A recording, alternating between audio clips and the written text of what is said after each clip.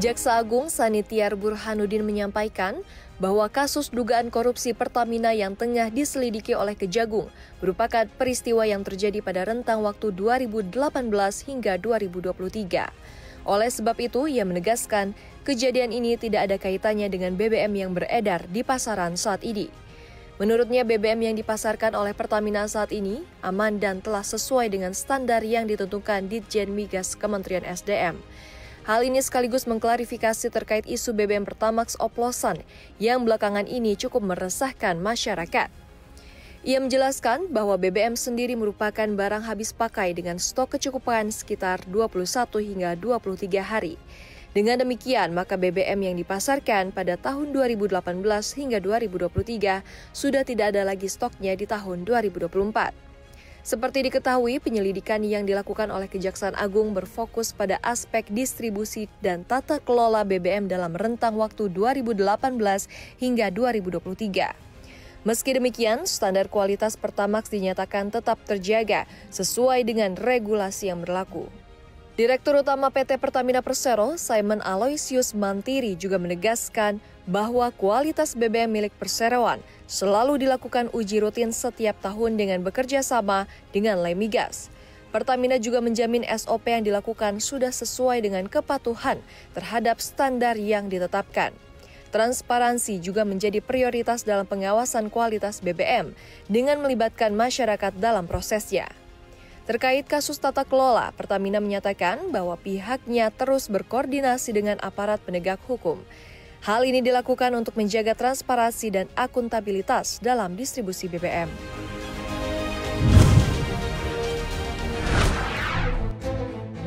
Awal 2025 diawali dengan jumlah PHK yang masih tinggi. Kementerian Ketenagakerjaan mencatat sebanyak 3.325 tenaga kerja terkena PHK pada Januari 2025. Adapun sebarannya, DKI Jakarta menjadi provinsi dengan jumlah PHK tertinggi, mencapai 79,7%. Kemudian diikuti oleh Riau yang berada di posisi kedua dengan 9,72%, disusul oleh Banten, Bali, dan Sulawesi Selatan dengan masing-masing persentase 4,48%, 2,53%, dan 2,17% dari total PHK yang tercatat oleh Kementerian Ketenagakerjaan. Meski demikian, jumlah PHK di Januari 2025 hampir sama dengan Januari tahun lalu, yakni 3.332 orang. Bedanya, tahun ini DKI Jakarta mendominasi, sementara tahun lalu PHK banyak terjadi di Jawa Tengah. Laporan Kemenaker tahun ini tampak tidak menyebutkan data PHK di Jawa Tengah, padahal Dinas Tenaga Kerja Provinsi Jateng melaporkan terdapat 1.065 buruh PT Bitratex Semarang yang terkena PHK.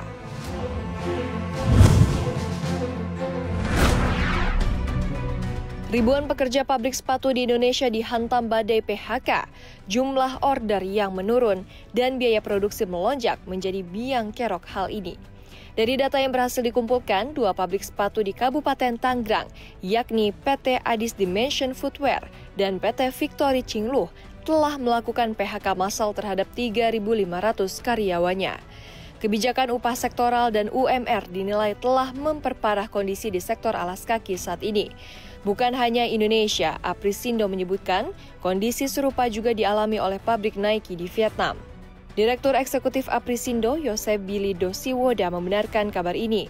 Ia menyebut PHK ini dilakukan bertahap sejak November 2024. Meski ada PHK massal, kedua pabrik tersebut dipastikan masih beroperasi. Namun Aprisindo mengakui keluhan terkait upah yang berbeda-beda dan terus naik menjadi beban bagi perusahaan sepatu di Indonesia. Berbeda dengan Indonesia, pabrik di Vietnam belum melakukan PHK karena iklim usaha dinilai lebih stabil dan tata kelola upah masih terjangkau.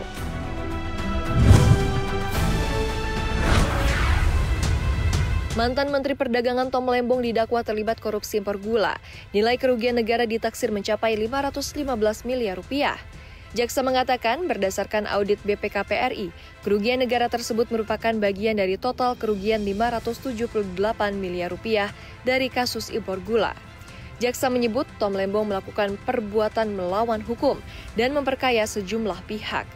Setidaknya ada 10 orang yang diuntungkan dalam skandal impor gula, termasuk para direktur utama dari perusahaan-perusahaan terkait impor gula. Saat ini, 9 orang telah ditetapkan sebagai tersangka, namun Rama Krishna Prasad dari PT Dharma Pala Usaha Sukses menjadi satu-satunya orang yang belum berstatus tersangka.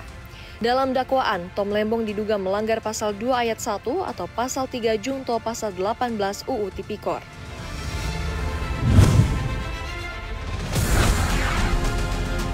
Presiden Amerika Serikat Donald Trump menunda pengenaan tarif otomotif untuk Meksiko dan Kanada selama 1 bulan. Kebijakan ini diambil setelah berdiskusi dengan bos Ford, General Motors, dan Stellantis. Tujuannya agar para produsen otomotif di Amerika Serikat tidak terguncang secara finansial. Menurut Sekretaris Pers Gedung Putih Caroline Leavitt, penundaan ini bertujuan memberi waktu bagi produsen otomotif untuk memulai transisi memindahkan produksi ke Amerika Serikat. Namun hal itu bukan perkara mudah karena membutuhkan investasi besar, tenaga kerja, dan juga infrastruktur. GM menyambut baik langkah Trump. Perusahaan menyatakan penundaan tarif memungkinkan mereka untuk terus bersaing dan berinvestasi di dalam negeri. Di sisi lain, Kanada menolak keras tarif otomotif dari AS. Perdana Menteri Ontario, Doug Ford, dan Perdana Menteri Kanada, Justin Trudeau, tegas menyatakan tidak akan menerima tarif apapun atas ekspor otomotif mereka ke Amerika Serikat. Dengan penundaan tarif selama 1 bulan, para produsen otomotif ditantang untuk menentukan strategi baru agar bisa terus bersaing di pasar global.